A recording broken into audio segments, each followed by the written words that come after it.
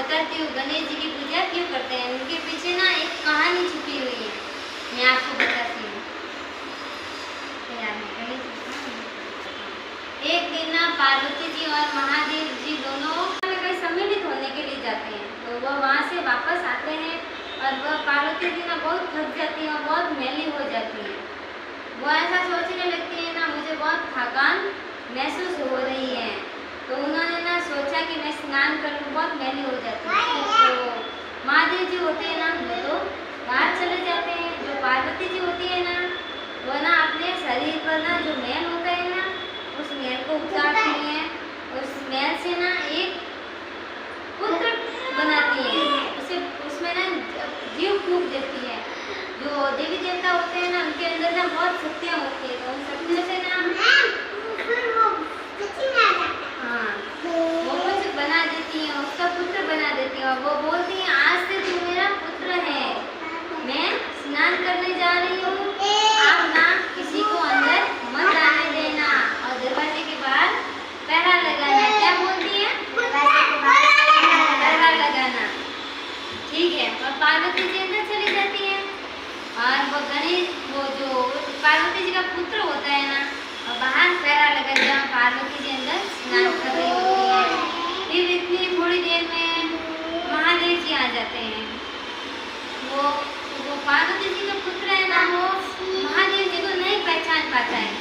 महादेव जी बोलते हैं, हट जा, मुझे अंदर जाने दे। वो बोलता है, नहीं, मैं किसी को अंदर नहीं जाने दूंगा। क्या बोलता है? अंदर नहीं जाने दूंगा। मेरी माता जी ने मुझे आज्ञा दी है कि बाहर पहरा देना है, किसी को भी अंदर नहीं आने देना है। वह तो जानता नहीं है कि वो पार्वती जी के पति देव हैं महादेव जी, उन्होंने कभी देखा नहीं। फिर ना वो महादेव जी ना क्रोधित हो जाते, बहुत क्रोधित हो जाते हैं। वो ना जो त्रिशूल होता है ना, उसे ना महादेव जी उनके पुत्र का सर काट देते हैं, जिससे ना उसका गला ना किसी साइड में गिर जाता है और दर्द अलग साइड से, जिसमें वो मर जाता है। जैसे ही वो चिल्लाता है जोर से, एकदम गला कटने की आवाज से बाद, वैसे ही पार्वती जी दौड़ी दौड़ी आती हैं।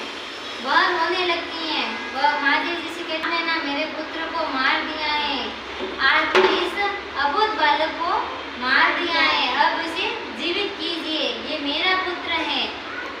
महादेव जी बोल रहे हैं, महादेव जी बोलते हैं, गलती हो गई, अब कुछ नहीं हो सकता। लेकिन पार्वती जी नहीं मानती हैं।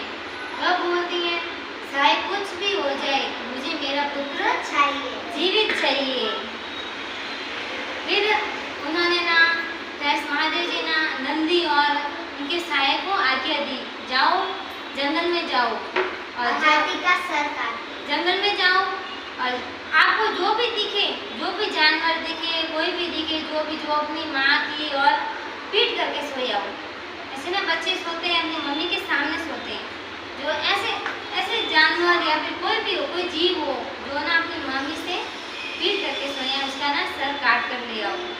फिर ना नंदी जी जाते हैं, हो जाते हैं, सभी देखा, सभी जीव अपने मम्मी की ओर मुँह करके फिर और आगे और जाते हैं और देखते हैं एक हथनी है ना, अपने बच्चे से उल्टा मुंह करके सोई, पीठ दिखा कर सोई। उन्होंने ना उसका सर काट कर ले आए। हाथी के बच्चे का सिर लेकर आ गए। फिर ना महादेव जी ने उस हाथी के बच्चे के सिर को उस धड़ के ऊपर रखा और मंत्र जाप किए, उसमें वापस जुड़ गया, वह जिंदा हो गया। वह जिंदा हो गया तो पार्वती जी ना खुश हो गई। फिर सभी देवी देवता आ गए, सभी ने ना गणेश जी को वरदान दिया। इसी ना तो गणपति का सिर होता है हाथी के ना बहुत बड़ी सूंड होती है, इसी ना उसका नाम गणेश पड़ा। इन्होंने महादेव जी ने उनको वरदान दिया, जब भी ना कोई शुभ कार्य होगा, कोई विवाह, कोई भी मुहूर्त, कोई भी काम हो, छोटा या बड़ा, सबसे पहले ना उनकी पूजा की जाएगी, उनको याद किया जाएगा।